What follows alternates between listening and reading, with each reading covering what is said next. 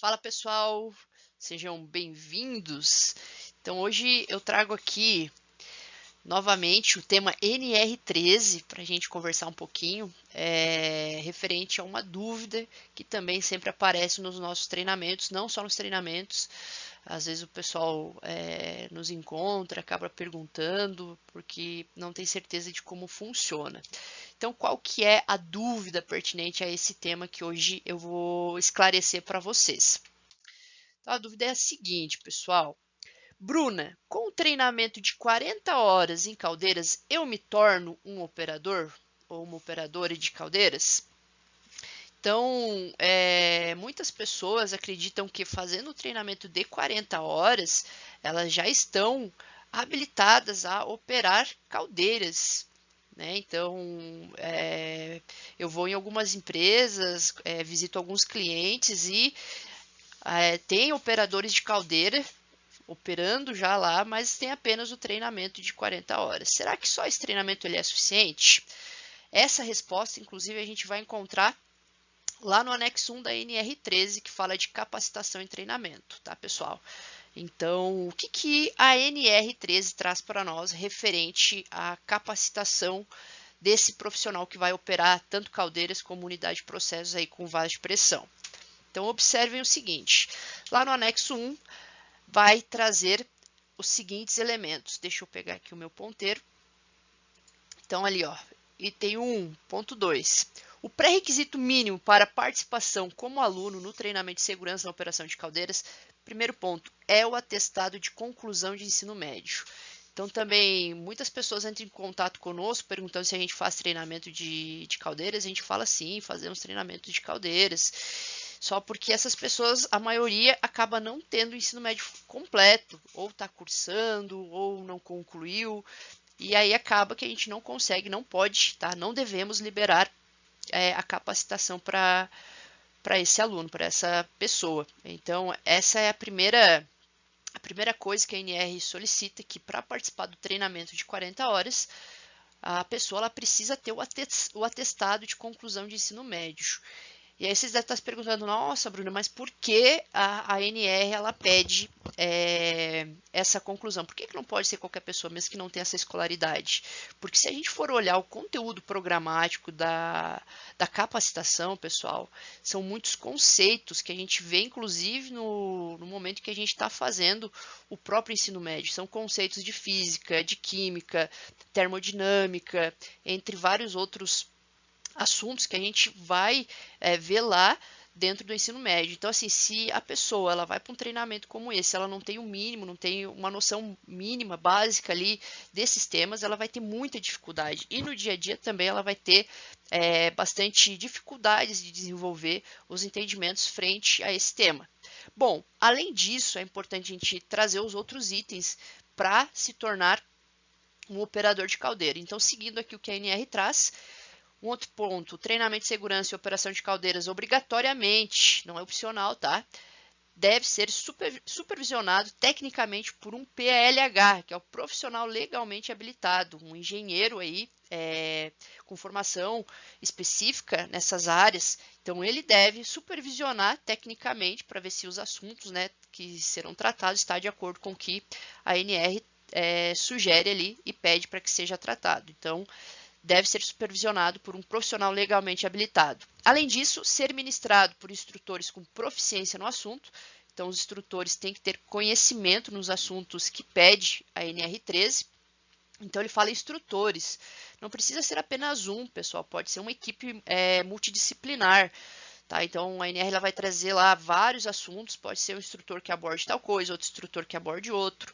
Então, pode ser uma equipe multidisciplinar para desenvolver aí o treinamento de segurança na operação de caldeiras. Além disso, obedecer no mínimo o currículo proposto no item 1.9, que é o conteúdo programático, ser integrado com a prática profissional supervisionada. Aqui que é o problema que a gente encontra nas empresas, a falta dessa prática profissional supervisionada. Então, de acordo aqui com a NR13, para se tornar, né, um operador de caldeiras, precisa ter o treinamento de 40 horas, para participar desse treinamento, precisa ter o ensino médio completo e precisa depois fazer a prática profissional supervisionada, conforme o item 1.5 daquele mesmo anexo ali. E essa prática profissional supervisionada, a carga horária, ela vai ser de acordo com a categoria da caldeira. Então, pode ser lá, se a categoria for A, vai ser 80 horas de prática, e se a categoria for B, vai ser 60 horas de prática profissional supervisionada. Então, é como se fosse um estágio. Depois que faz todas as 40 horas teóricas, a pessoa ela vai fazer esse estágio prático, basicamente, né? Que é a prática profissional supervisionada. Certo? E aqui ainda para finalizar, então, fala da carga horária mínima de 40 horas para o treinamento e estabelecer as formas de avaliação de aprendizagem, inclusive dentro dessas 40 horas e também até dentro do estágio é importante ter algumas avaliações. E o treinamento de segurança, ele pode ser feito inclusive EAD, tá, pessoal, online. Então, ele é bastante conceitual. E ele pode ser feito, inclusive, online. A prática não, né? A prática ela já fala prática profissional supervisionada diretamente onde esses futuros operadores farão a operação diária aí desse equipamento. E existe uma dúvida ali quando a gente fala de prática profissional supervisionada. Bruna, como que a empresa pode fazer essa prática profissional supervisionada? Como que acontece? Quem é que faz? Quem que é o responsável?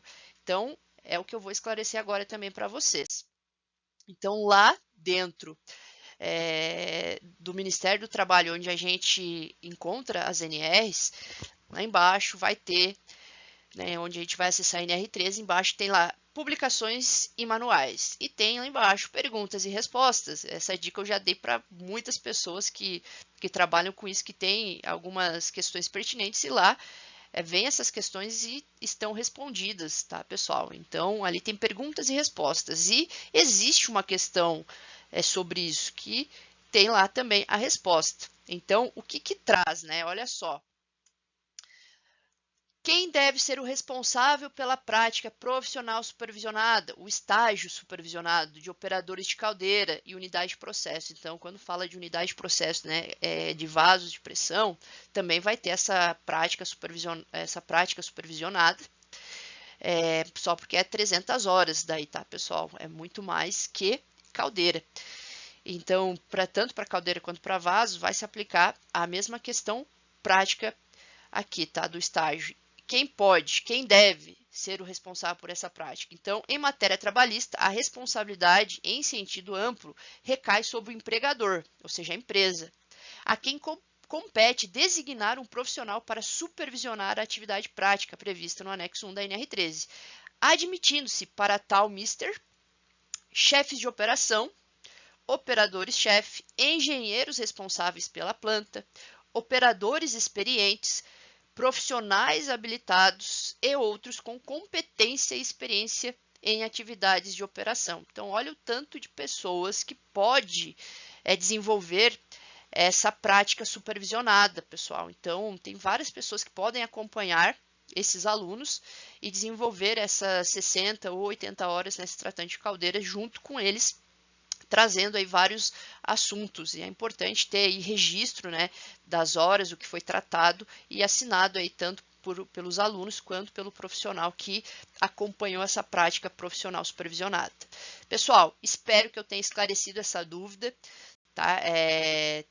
Vocês podem acessar a NR13, lá vai ter todas essas informações, e qualquer dúvida que vocês tenham pertinentes a esse tema, vocês podem estar mandando para a gente. No mais, até breve.